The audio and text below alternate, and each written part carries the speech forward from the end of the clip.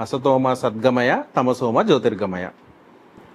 అంటే ఏంటి, మనం జ్ఞానం అనేది మనని అంధకారంలో నుంచి వెలుగులోకి తీసుకొస్తుందని సింపుల్గా అర్థం. అయితే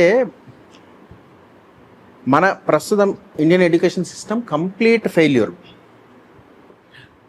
అంటే విద్యార్థి రాంగ్ డైరెక్షన్లో ఉన్నాడు, విద్యా సంస్థలు రాంగ్ డైరెక్షన్లో ఉన్నాయి.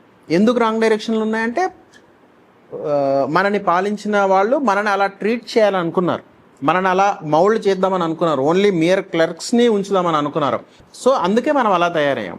ఇప్పుడు మనం చూస్తే ఏదన్నా యునెస్కో సైట్కి వెళ్తే మన దేశంలో అది హంపి అవ్వచ్చు, ఇటు రాజస్థాన్ అవ్వచ్చు, ఇటు హడేబిడు కానీ ఏదైనా యునెస్కో సైట్కి వెళ్తే అందమైన ఆర్కిటెక్చర్ ఉంటుంది.